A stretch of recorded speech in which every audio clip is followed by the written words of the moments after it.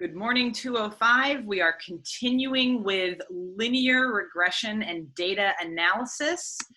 So these are the sections that we're walking through in this data analysis unit. In our last video, we talked about linear regression and how it works behind the scenes in the computer. So just a really quick recap of that. We talked about how a regression analysis plots your data, finds a best fit line, and the best fit line is associated with an equation. We broke down the pieces of that equation. The y is your values of your dependent variable. The a is the constant, or the y-intercept, where the line crosses the y-axis. This is the baseline or average amount of the dependent variable before x is taken into account. We talked about bx. B is the slope coefficient for your independent variable x, and we interpret that the same way every time. For every unit increase in x, the dependent variable goes up or down if it's negative by fill in the blank amount.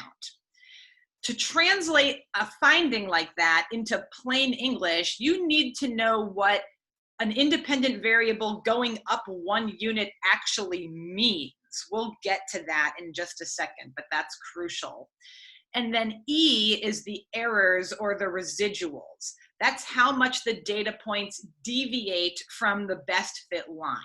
And we use those to calculate a statistic called the R squared. You have to watch that video before you watch this video. So now we are going to see what it looks like to actually run a regression on a program. I'm going to use a program called Stata. Our school doesn't have Stata. It has a program called SPSS, but the output is the same. It looks different visually, but the numbers are exactly the same. So we're going to interpret what that looks like. Okay, so bivariate linear regression with computer output. Here we go. A bivariate regression, there's many ways we can talk about regression, but a bivariate regression is when you regress one independent variable onto a dependent variable. Bi means two, so one onto the other. This is going to tell us how much x affects y without any control variables. We're going to add those in later videos, but this is just one independent variable and a dependent variable. Now, there's something that we have to mention before we get started here, because it's going to come back around when we do this interpretation. You guys have spent a long time trying to develop a hypothesis based on theory, past evidence, and literature. But when it comes to hypothesis formulation, there's actually two versions of a hypothesis that we talk about. We talk about the null version of the hypothesis and the alternative hypothesis. So the null hypothesis, which we denote as H subscript 0, is the opposite of what you guys are probably hypothesizing. So let's use the example for this video. We're going to say that someone's age affects how much they like Donald Trump. The null hypothesis is that age does not affect how much people like Donald Trump. It's saying there's no relationship here. It's very boring, right? The onus is on the researcher to show with the data that this null hypothesis is not correct. And instead, the alternative hypothesis, which is below and is denoted H subscript A, age does affect how much people like Donald Trump. The onus is on us to show that this one is correct, this one that we've spent all this time developing, right? We have to show with data that we have enough support.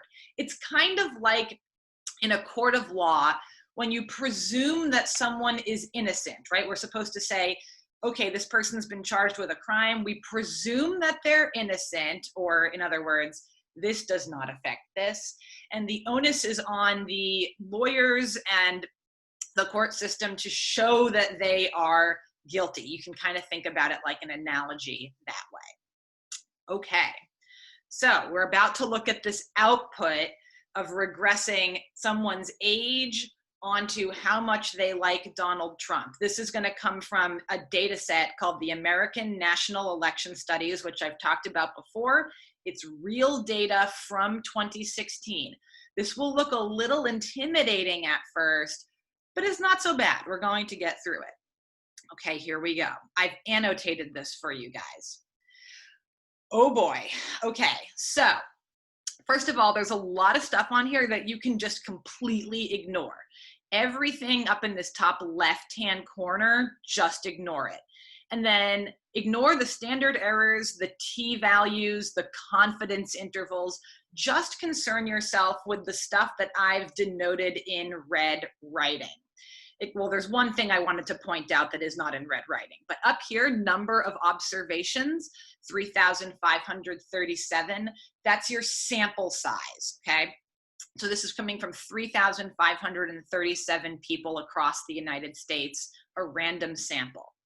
Okay, so up here on the top right, this is your R-squared value. That's gonna come in handy in just a second. Over here, we have our independent variable, someone's age, and this is the coefficient associated with it. It's either going to be negative or positive, and that's what we have to interpret, okay? Down here, where it says cons, C-O-N-S, this is the coefficient for the constant, or the y-intercept. That's right here. And then here is something that we need to interpret, but we haven't talked about yet. Didn't come up in the last video. This is a column for a statistic called a p-value. This is going to tell us whether or not our finding is statistically significant. And we'll get to that in just a second.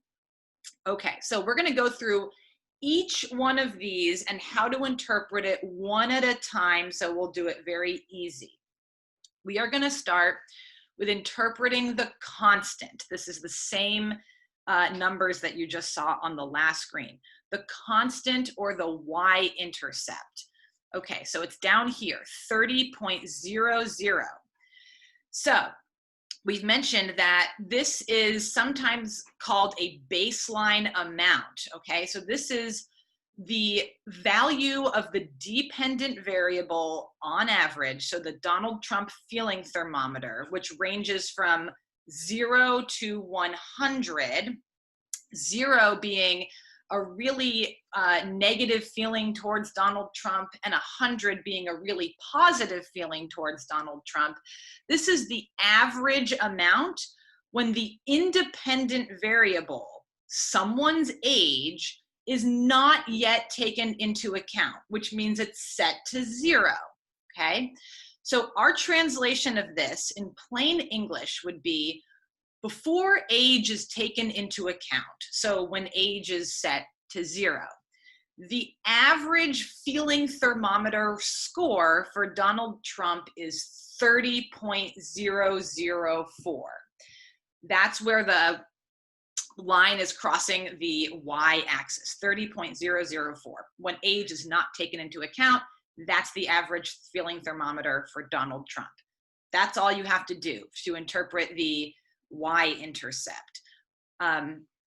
There's some weird things that can happen with the y-intercept, but I'm gonna leave it out for that video. Okay, let's go on to the next one. Interpreting the coefficient for age. We'll spend a decent amount of time talking about this. Okay, we said that to interpret a beta coefficient for an independent variable, you follow the same type of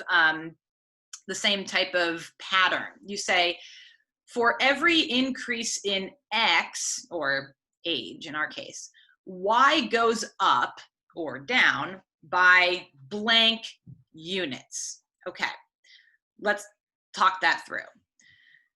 This means that you have to know how the variables are measured, because you can't just say units, right? Everything is measured in specific units.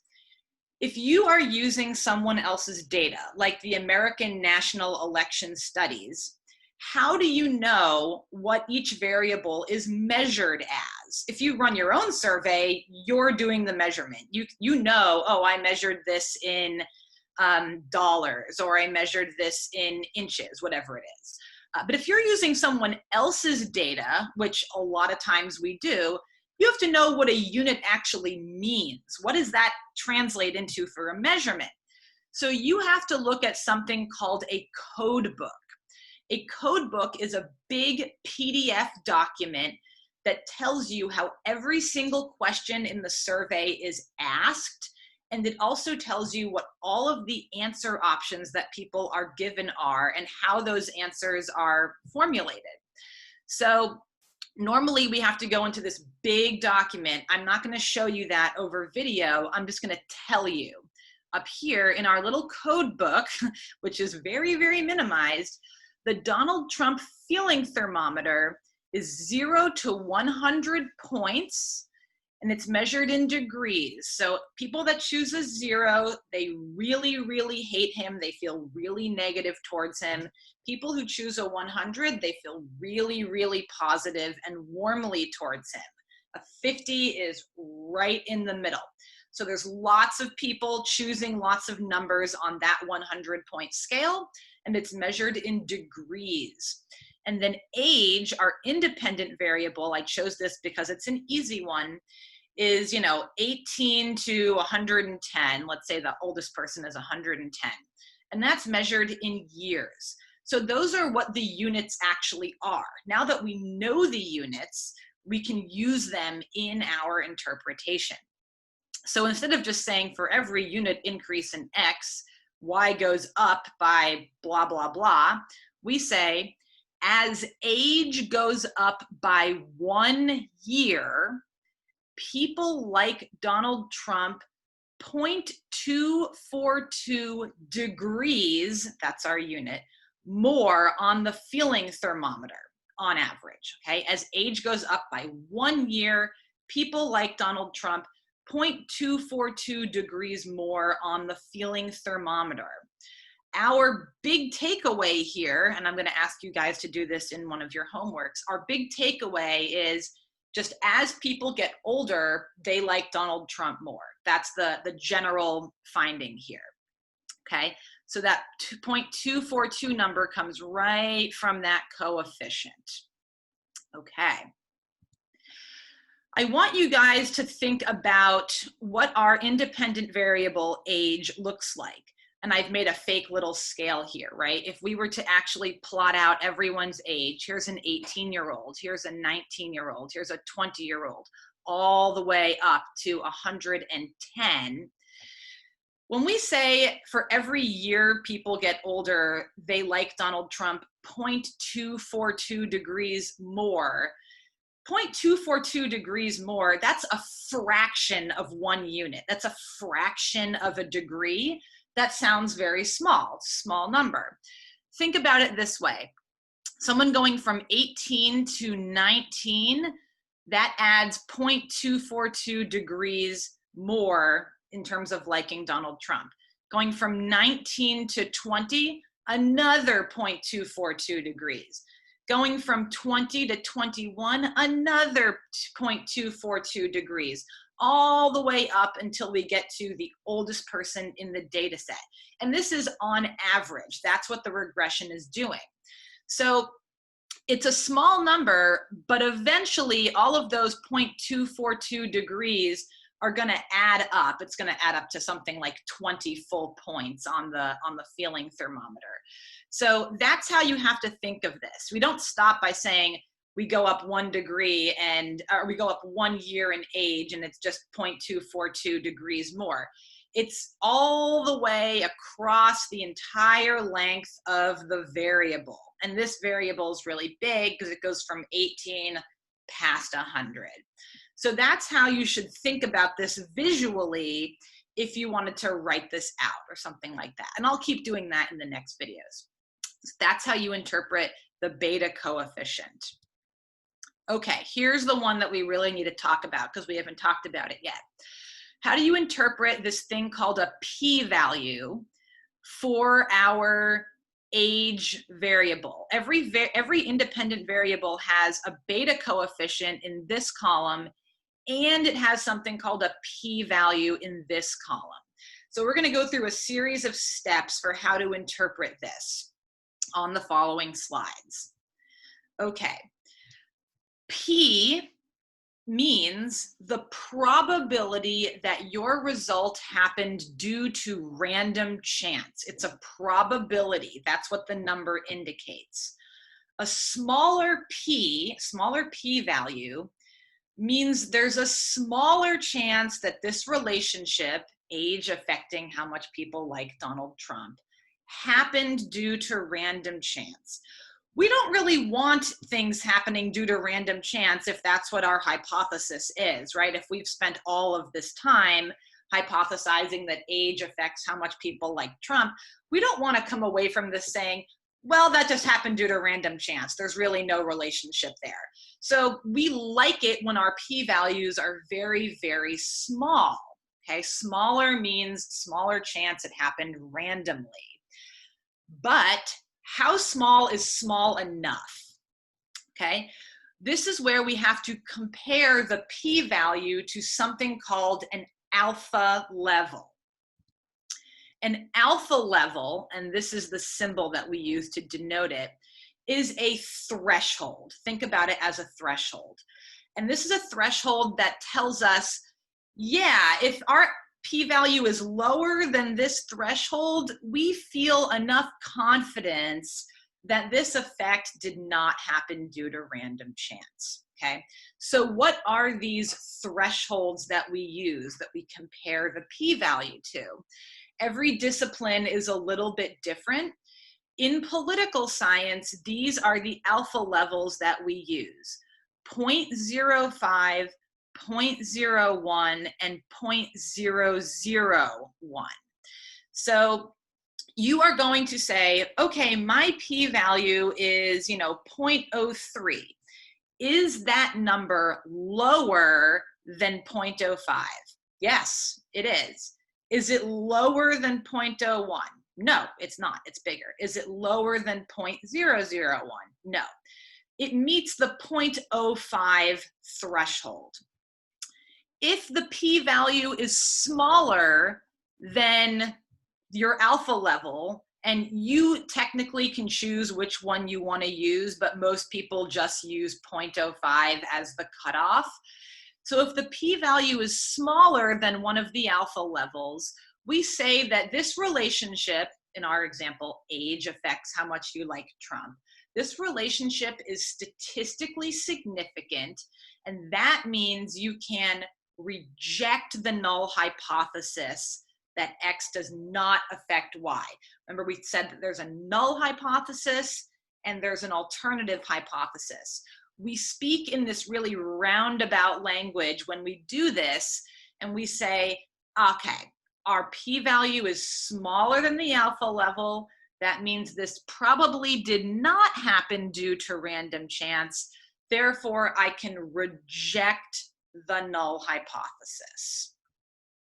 If our p-value is larger than your alpha level, so usually if it's larger than 0.05, then we use really roundabout language. We say that we fail to reject the null hypothesis. You could think of this as retaining or accepting the null hypothesis. That means your alternative hypothesis that you've been working on for a really long time did not pan out. That sucks, but that's science. So this is how we do hypothesis testing, and it depends on how small our p-value is. Is it smaller than 0.001, 0.01, or 0.05? So I want you to think about this. The smaller the alpha level gets, the stricter of a test you're making it. 0.001, that means there's a 1 in 1,000 chance that this relationship happened due to random chance. So if your p-value is smaller than 0.001, that's an incredibly small probability that this happened due to random chance. And we can have pretty good confidence that the relationship that we're looking at has some real strength to it. It's not just something that happened randomly. So let's go back and look at the p-value from our Stata output. Wow, our p-value is 0.000. That happens a lot when we run Stata analysis. That number is very, very small. In fact, it's so small, it's not even registering on the screen because the screen only goes up to 3 decimals. That means the chances that this relationship, age affecting how much people like Donald Trump, the chances of this happening randomly are less than 1 in 1,000, okay? 0.000, that is way below 0.05. It's below 0.01 and it's below 0.001. So this relationship meets all 3 of our alpha thresholds. That means we can reject the null hypothesis that age does not affect how much people like Donald Trump. And now we have evidence of our alternative hypothesis. So here's what we would say. We would say age affects how much people like Donald Trump, and that relationship is statistically significant at p is less than 0.001. That's how we would say that. If our p-value was 0.23, that's a really, really big number, right? That's way over 0.05. So if our p-value was 0.23, we would say, ooh, that is not statistically significant. That's way over 0.05. Now, our alternative hypothesis did not pan out. This is not statistically significant. So that's how you would determine whether or not a relationship between 2 variables happened due to random chance. There's always a possibility something happened due to random chance. Something else to note about the alpha levels of 0.05, 0.01, and 0.001. Those numbers have been chosen arbitrarily by researchers. There's no specialness to them. There's no famous paper that establishes that these are the numbers that we have to use. Those are numbers that social scientists have decided on their own. We are comfortable with these numbers, and each discipline takes them a little bit differently. So in economics, they might rely on 0.001, the most stringent one, a little bit more. In other disciplines, they might say we're comfortable with 0.05. But just so you know, those numbers are chosen arbitrarily. So why do we use these alphas? They protect us against making errors. And there are 2 types of errors that you guys need to know. The first is called a type 1 error, or a false positive. This is when we reject the null hypothesis when it's actually true, okay? So a type 1 error can only arise when you reject the null. You say, aha, I found a finding. And its probability of rejection depends on the level of significance and the alpha level. The more stringent your alpha level, so if you choose a 0.001 alpha level, the less likely you are to get a false positive. On the reciprocal, there's a type 2 error, which is a false negative. This is retaining the null hypothesis when we should have rejected it. We say, no, we didn't find anything too bad, you know, our hypothesis didn't pan out, when actually you did. So the more stringent your alpha level, the more likely you are to commit this type of error. Here's a picture that I like, right? A false positive, think of this doctor telling this guy that he's pregnant when clearly he is not. And a type 2 error, a false negative, this doctor telling this woman you're not pregnant when she clearly is. Finally, we are going to interpret the R square. Okay, our dependent variable, this Donald Trump feeling thermometer, it varies a lot, right? Some people rate him 100, they love him. Some people rate him 0, they hate him. And lots of people rate him somewhere in the middle. There's a lot of variation. The whole point of what we're doing is trying to see what explains that variation or what predicts that variation. The R square that we have here, 0.015, what that means, and this is coming from how we walked through this in the last video, what that means is that age, this variable age, explains about 1.5% of the variation in that Donald Trump feeling thermometer. So think of all the possible things that could explain why people like Donald Trump and why they don't. Age explains about 1.5% of what's going on. This is not a very strong number. It's pretty small. That's because there are other factors that would explain this a lot more. Someone's partisanship would explain this a lot more. Someone's feeling towards immigrants would explain this a lot more. Someone's feeling towards the establishment would explain this a lot more. Age only explains 1.5% of that variation. That's how we would interpret the R squared.